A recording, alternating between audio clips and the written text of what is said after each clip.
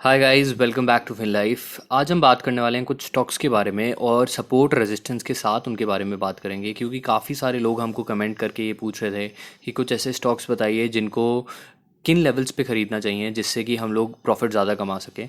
तो मैं आपको सपोर्ट के लेवल बताऊंगा और रेजिस्टेंस लेवल्स बताऊंगा। तो जो सपोर्ट लेवल्स हैं, लेट्स से स्टॉक आपका चल रहा है 500 रुपये पे, और सपोर्ट लेवल्स मैं दो बताऊंगा आपको, S1 और S2। मतलब S1 होएगा जो करंट मार्केट प्राइस के पास होएगा, और S2 होएगा जो करंट मार्केट प्राइस से हल्का सा ज़्यादा दूर होएगा।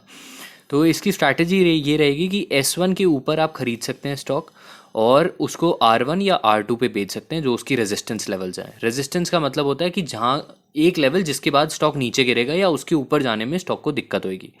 और सपोर्ट का वो लेवल रहेगा जहाँ पर स्टॉक उसके नीचे नहीं जाएगा, उसके ऊपर ही रहेगा, प्रेफरेबली उसके ऊपर रहेगा।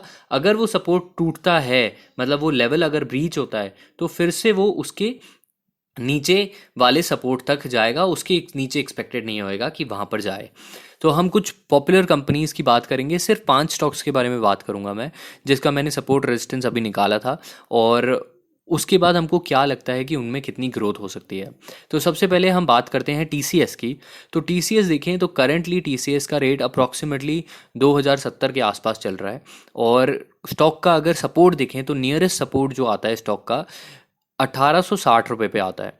तो इस हिसाब से अगर देखें तो स्टॉक हमको 1860 पे एक स्ट्रॉन्ग सपोर्ट मिलता है। सेकंड सपोर्ट इसका मिलता है 1620 पर।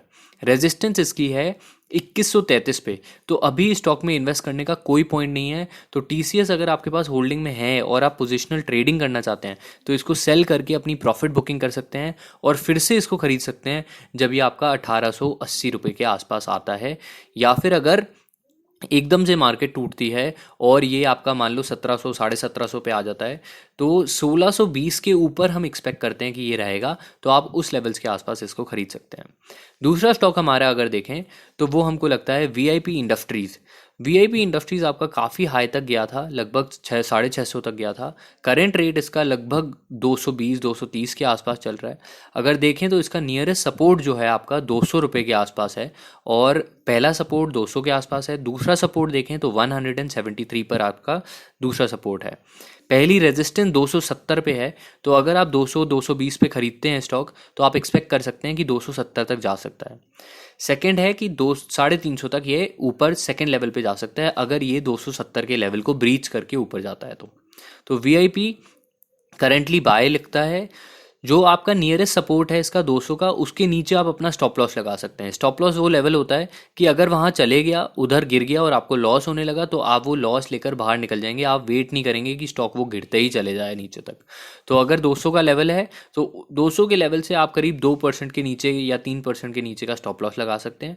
मतलब 200 रुपये का अगर लेवल है तो उसका 3% आपका 6 रुपये हो गया। तो आप 6 रुपये नीचे, मतलब 194 का स्टॉप लॉस लगाकर इसको प्लस कर सकते हैं। तीसरा अगर देखें तो हमको तीसरा स्टॉक जो हमारा है वो इन्फोसिस है। इन्फोसिस करंट लेवल इसका लगभग 700 रुपये के आसपास है। फर्स्ट सपोर्ट अगर देखें तो 670 पे है। दूसरा सपोर्ट स्ट्रॉन्ग 647 के आसपास है। रेजिस्टेंस 717 और 770 पर है। तो इस हिसाब से अभी करेंटली हमको सेल लगता है ये, क्योंकि ये रेजिस्टेंस के पास है। आप फिर से इसको परचेज कर सकते हैं जब ये 680 रुपये के आसपास होए, या फिर वो फर्स्ट इसका सपोर्ट लेवल है, या फिर सेकंड सपोर्ट लेवल अगर देखें तो 650 660 के आसपास भी आप इसको प्लस कर सकते हैं। तो वो लेवल जिसके सपोर्ट वाले हैं। अभी इन्फोसिस हमको सेल लगता है।